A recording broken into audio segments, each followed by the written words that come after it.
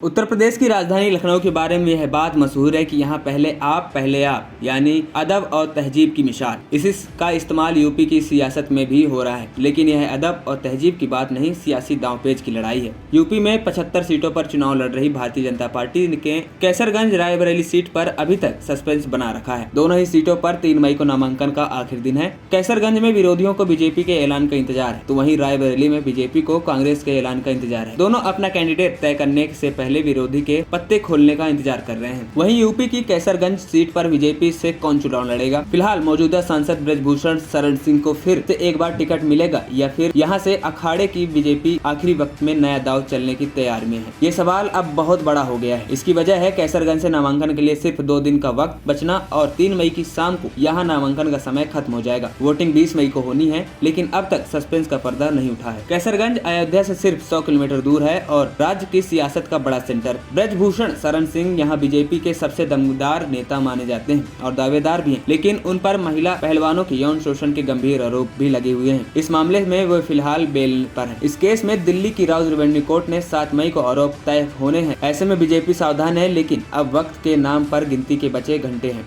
और फैसला लेना वक्त की जरूरत है। वहीं दिलचस्प तो ये है कि कैसरगंज अब तक समाजवादी पार्टी और बीएसपी ने भी उम्मीदवार घोषित नहीं किए हैं। दोनों दलों ने अपने पत्ते नहीं खोले हैं। समाजवादी पार्टी तो साफ कह रही है कि उसे बीजेपी के फैसले का इंतजार है। वहीं गोंडा में समाजवादी पार्टी के जिला अध्यक्ष अरशद हुसैन का कहना है कि अगर भाजपा ने ठाकुर को उतारा तो हम ब्राह्मण को उतारेंगे और ब्राह्मण को उतारा तो हम ठाकुर को उतार देंगे। अगर उन्होंने बैकवर्ड को उतारा तो हम दलित को उतार देंगे। हमारे यहाँ 5 नाम की चर्चा है। वहीं दूसरी तरफ बीजेपी ने कैसरगंज के साथ ही रायबरेली सीट पर भी अब तक उम्मीदवार घोषित नहीं किया है। वजह है कि कांग्रेस की तरफ से प्रत्याशी घोषित नहीं किया जाना, लेकिन अब 2 मई को हर हाल में उम्मीदवार का ऐलान करना ही होगा। इसलिए ये सस्पेंस का आखिरी काउंटडाउन सबका ध्यान खींच रहा है। वहीं इस बीच दिल्ली से सूत्रों के हवाले से बड़ी खबर सामने आई है। दावा है कि सोनिया गांधी ने राहुल गांधी और प्रियंका गांधी से बात की है। सूत्रों की माने तो सोनिया ने दोनों से रायबरेली और अमेठी से चुनाव लड़ने की फिर से विचार करने को कहा है। सोनिया ने दोनों से कहा है कि अगर आप चुनाव नहीं लड़ेंगे तो बीजेपी को जानबूझकर जिताने के बराबर होगा। अब यह देखना दिलचस्प होगा कि भारतीय जनता पार्टी, कांग्रेस, समाजवादी पार्टी और बसपा रायबरेली और कैसरगंज पर क्या फैसला करते हैं। एनपी टाइम्स की रिपोर्ट।